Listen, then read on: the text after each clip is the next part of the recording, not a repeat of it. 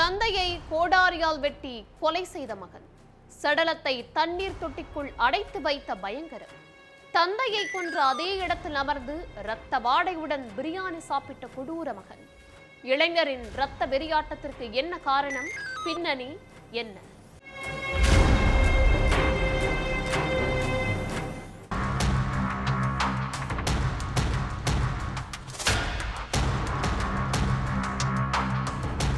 அதிகாலை நேரம் துர்க் போலீஸ் ஸ்டேஷனுக்கு ஒரு போன் கால் வந்திருக்கு. பக்கத்து வீட்டில இருந்து கடுமையான துர்நாற்றம் வீசுறதா எதிர்முனையில பேசினவங்க சொல்லி இருக்காங்க. உடனே போலீஸ்காரங்க சோதனை பண்றதுக்காக அந்த வீட்டுக்கு போனப்ப கதவு உள்பக்கமா தாழ்பால் போடப்பட்டிருந்துச்சு.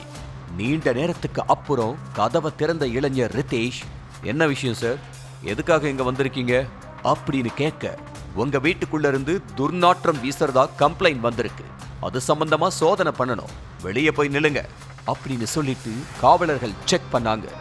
வீட்டுக்குள்ள பல இடங்கள்ல தேடியும் துர்நாற்றம் எங்கிருந்து வருதுங்கிறத கண்டுபிடிக்க முடியாமலேயே இருந்திருக்கு. அப்பதான் போலீஸ் தண்ணீர் டேங்க திறந்து பார்த்திருக்காங்க. அதுக்குள்ள சுமார் 55 வயசு மதிக்கத்தக்க ஆண் சடலம் இருந்திருக்கு. அது வேற யாரும் இல்ல, ரிதேஷோட அப்பா நந்தகுமார்.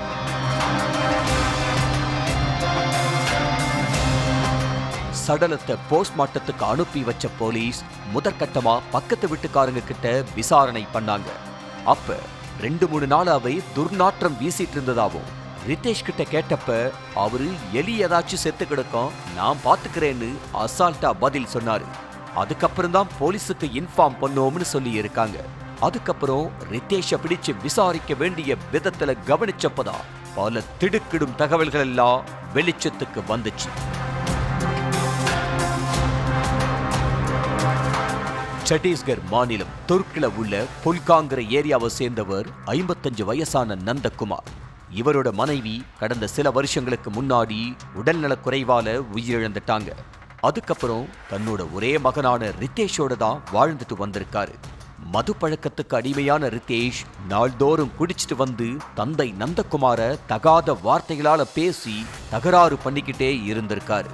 இப்படி நாள்தோறும் குடிச்சிட்டு வந்தா சரியா, கொஞ்சமாவது பொறுப்போடு நடந்துக்கோன்னு மகனை பல முறை கண்டிச்சிருக்காரு நந்தகுமார். ஆனா தந்தை சொல்றத காதுல வாங்காத ரிதேஷ் நாள்தோறும் மது குடிச்சிட்டு வந்து வீட்டுல அலப்பற பண்ணிக்கிட்டு இருந்திருக்கான். ரிதேஷோட அட்டகாசம் நாளுக்கு நாள் அதிகமாகிக்கிட்டே தான் போயிருக்கு. சம்பவத்தன்னைக்கு மது போதையில வீட்டுக்கு வந்த ரிதேஷ் வழக்கம் போல தந்தைய தகாத வார்த்தையில தப்பு தப்பா பேசி கை நீட்டி அடிச்சு கலாட்டா பண்ணி இருக்கான். அதனால ஆத்திரமடைஞ்ச நந்தகுமார் பதிலுக்கு மகனை கட்டையால அடிச்சிருக்காரு. இது ரிதேஷுக்கு உச்சக்கட்ட கோபத்தை ஏற்படுத்தவே வீட்டுல இருந்த கோடாரியால தந்தைய சகட்டு மேனிக்கு வெட்டி சாச்சிருக்கான். அதுல நிலை குலைஞ்சி ரத்த வெள்ளத்துல சரிஞ்சு விழுந்த நந்தகுமார் சம்பவ இடத்திலேயே துடிதுடிச்சு உயிரிழந்துட்டாரு. தகப்பனை கொலை செஞ்சிட்டோம் அப்படிங்கிற எந்த பயமும் குற்ற உணர்ச்சியும் இல்லாம வீட்டுக்குள்ள இருந்த பெரிய வாட்டர் டேங்க்ல நந்தகுமார் சடலத்தை போட்டு அடைச்சிருக்கான். அதுக்கப்புறம் கை காலை கழுவிட்டு ஹோட்டலுக்கு போய் பிரியாணி வாங்கிட்டு வந்து பெத்த அப்பாவை கொன்ன அதே இடத்துல ரத்த வாடைக்கும் நடுவுல உட்கார்ந்து நிம்மதியா சாப்பிட்டு இருக்கான். சாப்பிட்டு முடிச்சிட்டு கொரட்டை விட்டு தூங்கியும் இருக்கான்.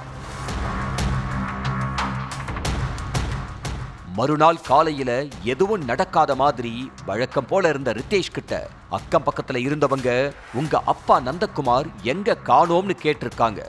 அதுக்கு அப்பா உறவினர் வீட்டு விசேஷத்துக்காக வெளியூருக்கு போயிருக்காருன்னு சாக்கு போக்கு சொல்லி சமாளிச்சிருக்கான். அதுக்கடுத்து 2 நாள் கழிச்சு ரிதேஷோட வீட்டுக்குள்ள இருந்து துர்நாற்றம் வரவேதான் இந்த கொடூர சம்பவமே வெளிச்சத்துக்கு வந்துச்சு. தந்தைய கொன்னு சடலத்தை டேங்குக்குள்ள போட்டு மறைச்சது மட்டும் இல்லாம அந்த சடலத்தோட வீட்டுக்குள்ளேயே இருந்ததை பார்த்து அங்கிருந்த மக்கள் அரண்டு போய் நின்னு இருக்காங்க. விசாரணையில மொத்த உண்மையும் தெரிய வந்ததும் அப்பாவை கொலை செஞ்ச ரிதேஷ் மேல கொலை வழக்க பதிவு பண்ண போலீஸ் அவனை அரெஸ்ட் பண்ணி கம்பி எண்ண வச்சிருக்காங்க.